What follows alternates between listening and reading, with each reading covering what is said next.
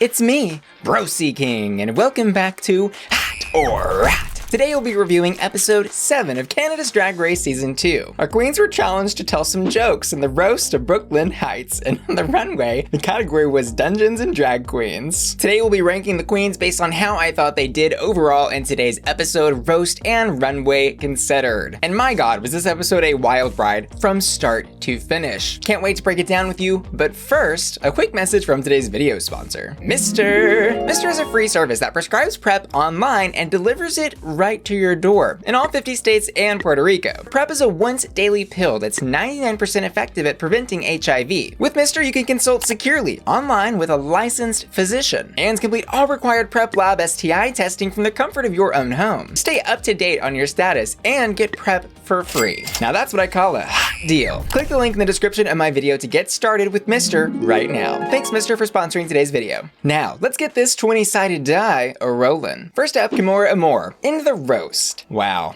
She looked pretty, didn't she? She really did look pretty, I've gotta say. That dress on her, stunning, and that was the perfect way to wear that hair. The actual content of the roast, though, was a little alarming. She would have moments where she was funny. Like, I think when she called Kendall Drake in drag, it was fun. But then she kept, like, turning up the heat to a point where it was uncomfortable for the people getting roasted and the people watching. Like, for example, when she looked Adriana straight in the face and just said, "You effing suck." I was like, ooh, girl, I felt that one. And then she would go back to having good moments, like thanking Brooke for setting the bar low on Snatch Game. But then she really went in on Brooke about the 15 cc's of hyaluronic acid in her face and being fuller than a bottom in a bathhouse.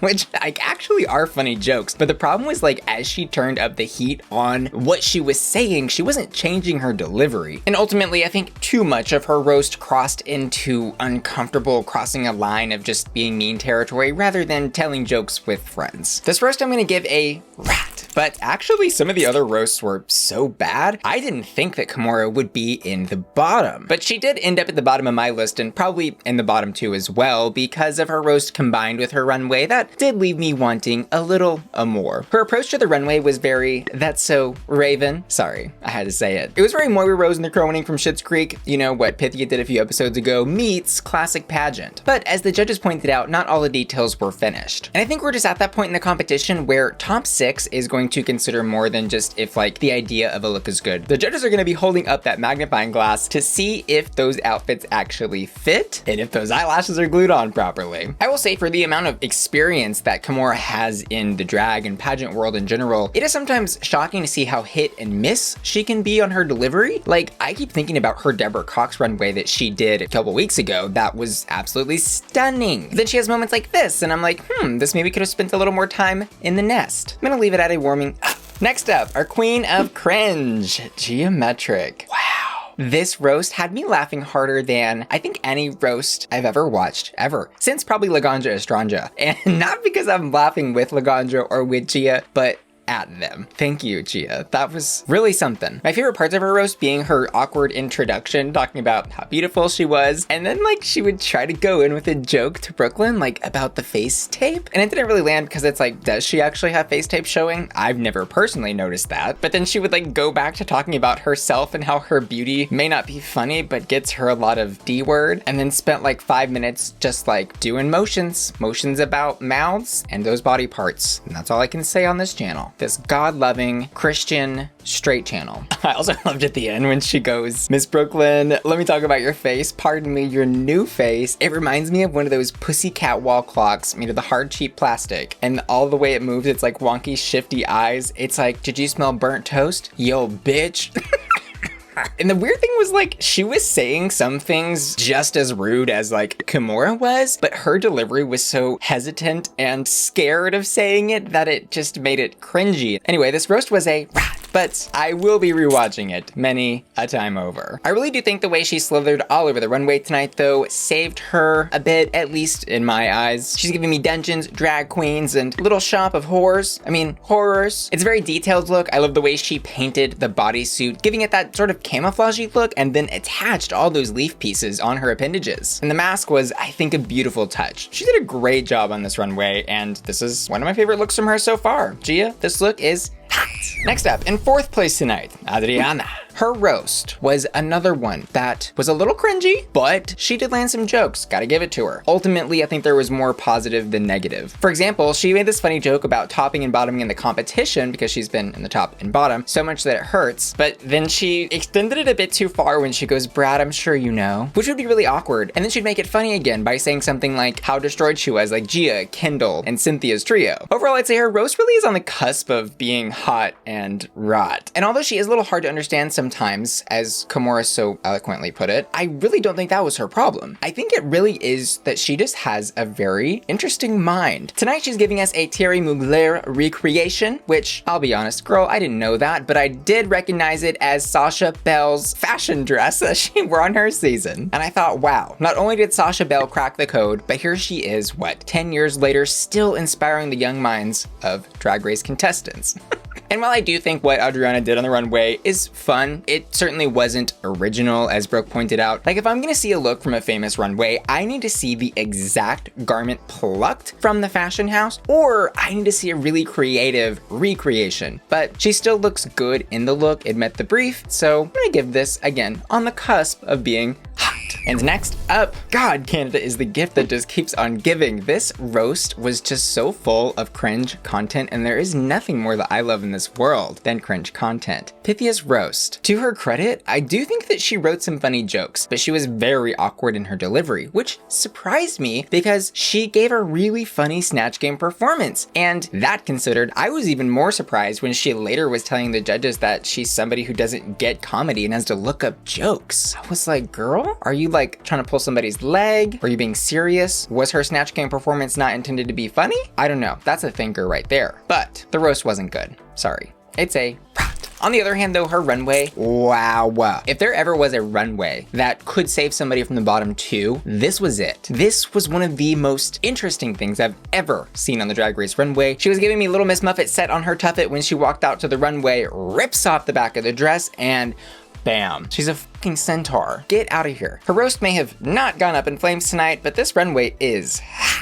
And in second place of my rankings tonight is Kendall Gender. I think this was a really great night for her, especially coming out of the bottom two from last week. She really proved to the judges and us watching that she deserves her spot in the competition because she is willing to work hard to stay there. Because while her roast wasn't the funniest thing ever, it was solid, consistent, she had good jokes. And most importantly, it wasn't cringy or mean like most of her peers tonight. My favorite joke that she had in her roast was when she was making fun of 50-year-old white women being the only people that watch Amanda Brugel's show, and then said, speaking of 50-year-old white women, hi Brad. Perfect little misdirect. And as the judges pointed out, whatever she was wearing in the roast, beautiful, gorgina. This roast was cooked to a perfect 69 degrees. It was hot. And on the runway, she has an okay showing. She's giving me Medusa meets Athena. I needed her to take this, I think, in one of those directions and not try to do both. And waist up, I think she looks gorgeous. That like gold feathered bodice piece with that intricate hair. But it was almost as if she got dressed standing in like half of a mirror, because then the little drapey capey thing came down and it was, as Brooke said, drab. And the shoe, she maybe could have had like a gladiator sandal heel with that to complete the look. You know, could have been amped up, but it was there. And I'm gonna give it a hot. And finally, our queen of queens, the queen of hearts, the girl who has it all, Icesis Couture. I really did not expect her to be so effing funny. Like, she had a funny joke for every single person in the room. Actually, she maybe had 3. Which was what she ultimately got penalized for, because she could have easily won that roast. But we did see the production assistants like calling out time multiple times, and in a roast of Brooke Lynn-Hytes, when you only get one joke out about her and you told 500 other ones, didn't really meet what was required of her tonight, even though she was funny as hell. Still gonna give this roast a hot. And on the runway, really, this is the reason she's at the top of my list tonight. Oh my God. I want a competition between Pythia and Icesis where every single week they just make a new like high fashion garment. She give me Evil Dark Queen of Hearts, meets a little bit of Maleficent in there, meets Icesis effing Couture. It just really doesn't get any better than this. This bitch pulled out a royal flush tonight. this look is hot. Kendall Gender does take the win for this episode though, which I think actually made a lot of sense because she followed all the rules, she roasted everyone, she had a great time, and she opened. She did a great job. And the bottom two of Gia and Kimora did make sense for me, although I think Pythia on another season of Drag Race would have really been punished for her roast. And that is to say, I think Canada's Drag Race is really considering runways more a part of the competition than regular seasons of Drag Race or All Stars, which I really appreciate because so often on a regular season does it feel like somebody's amazing effing stunning runway should save them from the bottom, but never does. And tonight, Pythia's, I think, absolutely did and should have. But now, oh my god, can we talk about that lip sync? I did react to it over on my Patreon, and if you want to catch that reaction, which you absolutely should, it's over there at patreon.com/BussyQueen. That's my members only website where my patron family gets exclusive member benefits like early access to my videos, access to exclusive videos, access to the Bussy Queen Discord server, and more. You can join by clicking the link in the description of this video. See you there. But that is something that I think is going to haunt me in my nightmares. I had second, third, fourth, and fifth hand embarrassment watching that. I don't know what the hell was going on, but Kimora decided that she was gonna flock around and follow Gia all over the stage. It was the strangest thing I've ever seen. And it kind of got me thinking, why would somebody with so much experience in the pageant world make a mistake that seems so obvious? Somebody trained in pleasing judges, smiling, being on her best behavior. Why would she make a decision like this that lacks all social graces? And then I was like, you know, she did say that she was ready to go in Untucked, which was crazy. And she heard Gia say that she sure as hell wanted to be there. And maybe I am putting on my conspiracy hat here, but that's what y'all are here for. I just think maybe she did that on purpose to go out making a mistake, as cringy as it was, rather than leaving in a way to allow herself to keep a little bit of dignity, knowing that she at least tried, if it was very weird. Weird as shit, as Amanda Brugel said.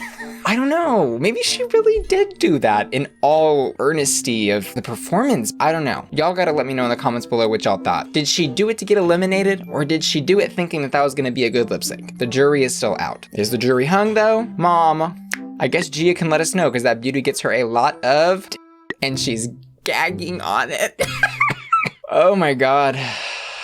Can y'all believe that Canada's Drag Race is only $4.99 on WoW Presents? Anyway, as for my hottest hot this week, on the runway goes to Icesis Couture, and in the roast goes to Kendall Gender. I also asked my patrons what they thought over on patreon.com/BussyQueen, and they voted for Pythia and Kendall Gender, respectively. As always, I want to say thanks to you for watching today's video sponsor, and my generous patrons for making my channel possible. And I also want to give a special shout out to Lark, Ali Al, Angel, Cyrus, Felicia, Cody P, Hector, Jared Rocks, JB, Joseph, Josh Marchant, JP in Dallas, Laura, Lisette, Matthew, Maxilo, wow, Miss F, Neely, OG Debuse, Rochambeau, Scooby Snacks, Sailor, Steven, Tom Jaco, Tom Young, Topher, Triton, and Healy, who are all supporting me at my Bussy Queen Collector tier. See y'all next time. Love ya. Bye.